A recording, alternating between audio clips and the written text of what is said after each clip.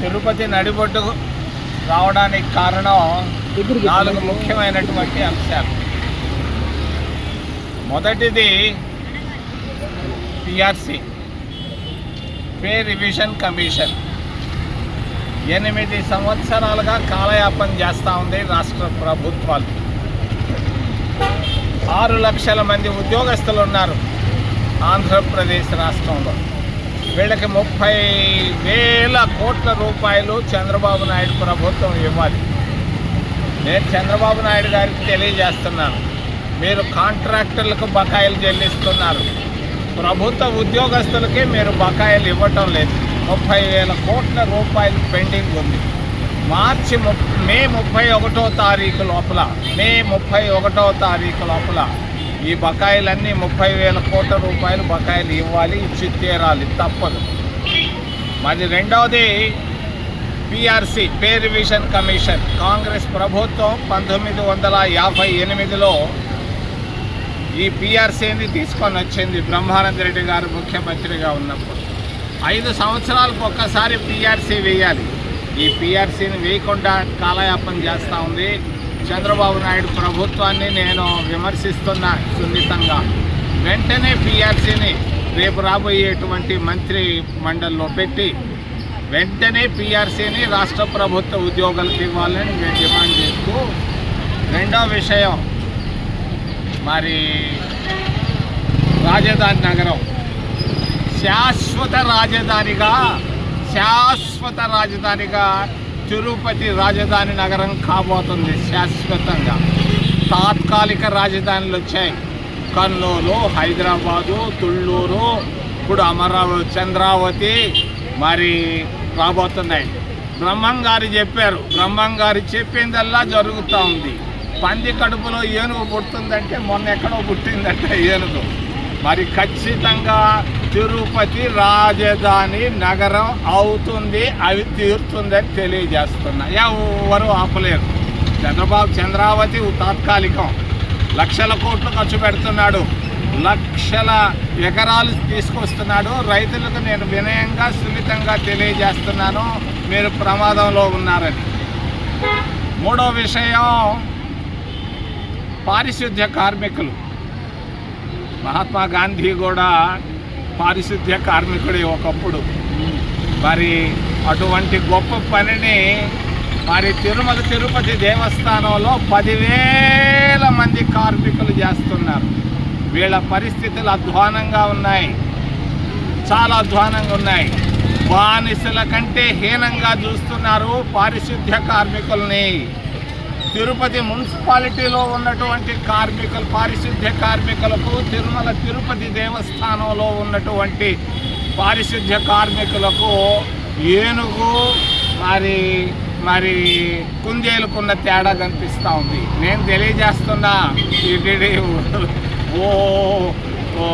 TTD మండలి, నేను తెలియజేస్తున్నా, పారిశుద్ధ్య కార్మికులను బానిసల్లాగా చూడకుండా మనుషులుగా చూడండి.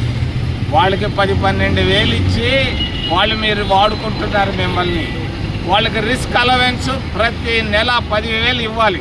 రిస్క్ అలవెన్స్ ప్రతి నెల 10,000 ఇవ్వాలి, వేతనాలు కాకుండా.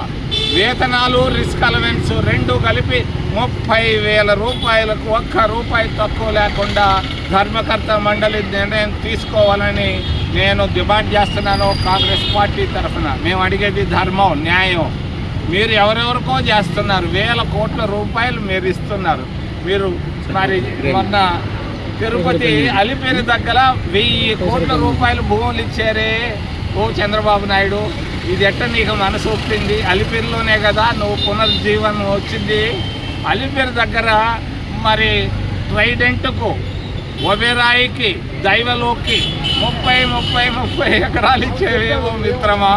1,000 కోట్ల ఆస్తులు టీటీడీ ఇవ్వడం ధర్మమా? ఓ చంద్రయ్య, నేను అడుగుతున్నా ముఖ్యమంత్రి అయ్యా, 1,000 కోట్ల భూములు ఎలా ఇస్తావు? ఎందుకు ఇచ్చావు? వెంటనే రద్దు చేయాలని నేను డిమాండ్ చేస్తున్నాను చంద్రబాబు నాయుడు గారిని. మీ సొంత సొత్తా, నారావారిపాలెం సొత్తా ఇది? తిరుపతి ఈ తిరుపతి దేవస్థానానికి సంబంధించిన ఆస్తులను నువ్వు 90 ఎకరాలు ముగ్గురికి ఇచ్చావు, కోటీశ్వర్లకు ఎందుకు ఇచ్చావు? ఎవరు ఇచ్చారు నీకు ఇది? నేను హెచ్చరిక చేస్తున్నా, వెంటనే 1 నెల లోపల ఇచ్చినటువంటి ఆ 90 ఎకరాలు దైవలోపు లేదు, ట్రైడెంట్ లేదు, మరి ఒబెరాయిలకు వెంటనే ఉపసంహరించాలని మంచి పనులకు వాడుకోమని తెలియజేస్తూ, అవినీతి ఎక్కువైపోయింది ఆంధ్రప్రదేశ్ రాష్ట్రంలో. గత కొద్ది రోజులుగా మేము అక్కడక్కడ ధర్నాలు చేస్తాం. నెల్లూరులో చేసాం, తిరుపతి కలెక్టరేట్ ముందు కూడా చేసాం. దాదాపు 1000 కోట్ల రూపాయల అవినీతి సంవత్సరానికి జరుగుతూ ఉంది. ఎక్కడ? సత్యవేడులో నెలకి 100 కోట్ల రూపాయల ఇసుక బయటకు వెళ్తాం.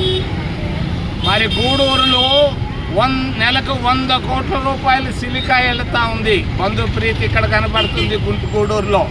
మరి 100 కోట్ల రూపాయలు విలువైనటువంటి క్వార్ట్జ్ వెంకటగిరి నుంచి వెళ్తూ ఉంది. ఎందుకు వెళ్తూ ఉంది? ఎవరిచ్చారు పర్మిషన్? ఎవరిది డబ్బు? ఎవరిది సొత్తు? తప్పు చేస్తున్నావు చంద్రబాబు నాయుడు.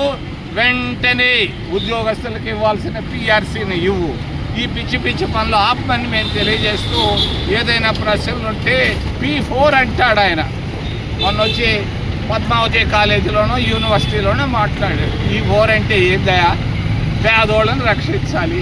2 రోజులు 3 రోజుల నాడు శ్రీవారి మెట్టు దగ్గర 32 మంది నిరుపేదలు ఏదో అమ్ముకుంటుంటే ఎందుకు వాళ్ళని తీసేశారు విజిలెన్స్ అధికారులు?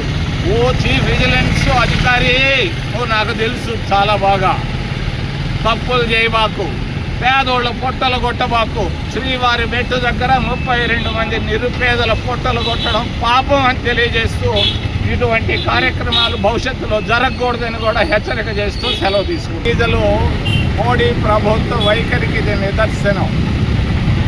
అసలు ఎందుకు వచ్చింది పెట్రోల్ డీజిల్? యుద్ధం వల్ల వచ్చింది. యుద్ధం ఎందుకు వచ్చింది ఎవరికైనా తెలుసా? కారణం ఉందా? ఎప్స్టీన్ వల్ల. ఎప్స్టీన్ అనేవాడు ఒక బ్రోకర్ చేతిలో వైట్ హౌస్ చిక్కిపోయింది. భారతదేశంలో ఉన్నటువంటి 2 పెద్ద మనుషులు కూడా చిక్కిపోయి ఉన్నారు. ఫైళ్లు తొందరగా రాబోతాయి. కేంద్ర ప్రభుత్వంలో మార్పులు రాబోతాయి 6 నెలల్లో అని తెలియజేస్తారు.